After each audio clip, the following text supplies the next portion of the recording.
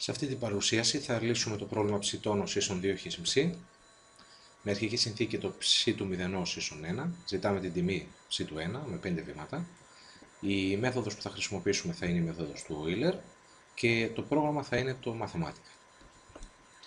Ξεκινάμε καταρχήν την επίλυση, καθαρίζοντας τη μνήμη στον υπολογιστή και ζητώντας την αναλυτική λύση. Ονομάζουμε την αναλυτική λύση έτσι ώστε να μπορούμε να τη χρησιμοποιήσουμε στην πορεία. Η λύση προκύπτει από το u τόνος του t ίσον 2t συν t, η συνάρτηση δηλαδή η εξίσωσή μας, με αρχική συνθήκη το u του μηδενός ίσον 1. Και μας δίνει άμεσα τη λύση. Από εκεί και πέρα ζητάμε τη γραφική παράσταση της λύσης, η οποία αφού ορίσουμε ως u του t τη συνάρτηση που βρήκαμε λίγο νωρίτερα, ζητάμε τη γραφική της παράστασης στην περιοχή 0,1 που μας ενδιαφέρει, όπου και να μας τυπώσει όμορφα την λύση μας. Ως τώρα λοιπόν είδαμε την αναλυτική λύση και πάμε στην αριθμητική. Η αριθμητική τιμή η οποία θα πρέπει να βρούμε είναι 4,15485. Λοιπόν, πάμε στη μέθοδο του Euler.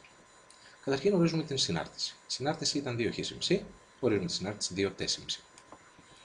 Καθαρίζουμε από τη μνήμη ό,τι μπορεί να έχει και ορίζουμε ως μια υπορουτίνα μια συνάρτηση με 4 μεταβλητές a, b, ψ0, μ0. Ως α ορίζουμε την αρχική τιμή, το αρχικό χ, ως β το τελικό χ, ψ0 το αρχικό ψ και μ0 το πλήθος των βημάτων που θα ακολουθήσουν. Ξεκινάμε λοιπόν να ορίσουμε τη συνάρτησή μας.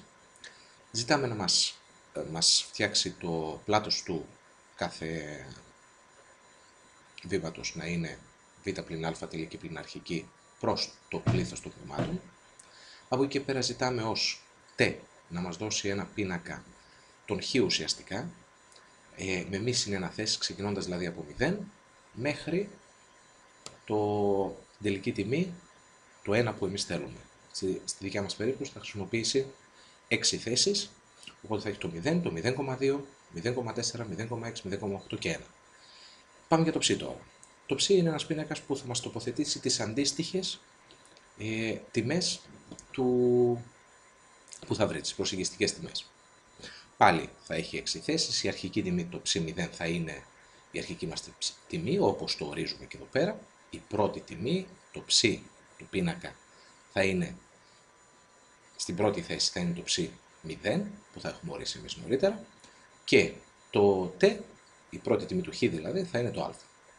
Από εκεί και πέρα, με αυτόν τον τρόπο ζητάμε να μας κάνει τη μέθοδο του Euler. Εδώ πέρα φαίνεται ξεκάθαρα η μέθοδος του Euler, ότι κάθε ψ θα ισούται με το προηγούμενο, συν το βήμα επί την παράγωγο στο συγκεκριμένο σημείο, στο προηγούμενο σημείο.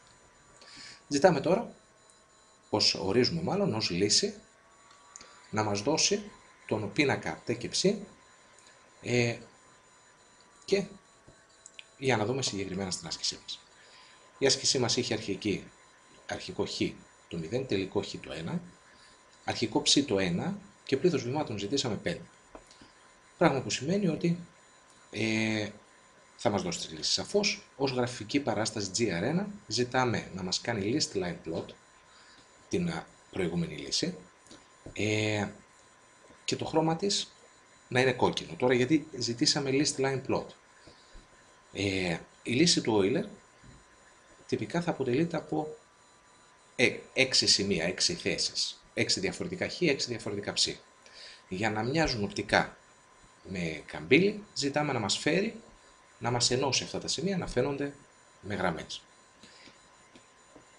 Και πράγματι, η γραφική παράσταση είναι αυτή, όπου τα σημεία λύσης, τα χ μας και τα ψ μας, τα προσεγγιστικά. Πώς κοντά είμαστε τώρα στο πραγματικό, να μπορέσουμε να κάνουμε μια σύγκριση.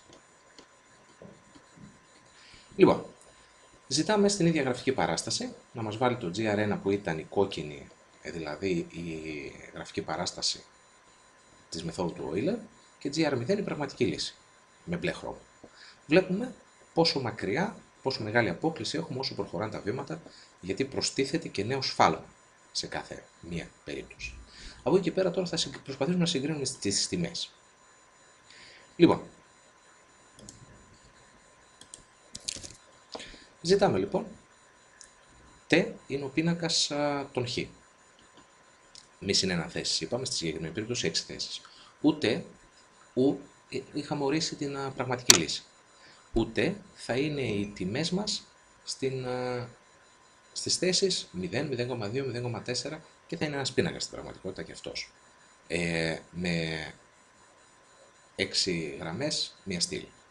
Και ως ψ είναι η προσεγγιστική λύση που έχουμε δώσει. Άρα εδώ έχουμε ορίσει 1, 2, 3 πίνακες, μία γραμμή, μία στήλη. Ζητάμε να μας τους παρουσιάσει σε μορφή πίνακα, τα χ, τα πραγματικά, τα προσεγγιστικά και τη διαφορά. Ορίζουμε ως headings για κάθε στήλη μας θέσεις, πραγματικές τιμές, προσεγγιστικές τιμές, σφάλμα και βλέπουμε εδώ πέρα, μπορούμε να κάνουμε σαφώς τη σύγκριση. Όσο προχωράει το βήμα μας, το σφάλμα μεγαλώνει και αυτό προκύπτει, αυτό συμβαίνει γιατί σε κάθε επόμενο βήμα έχουμε το ίδιο αρχικό σφάλμα που είχαμε και προστίθεται το νέο σφάλμα σε κάθε μία περίπτωση. Και όπως βλέπουμε η απόκλιση από την πραγματική λύση είναι τεράστια.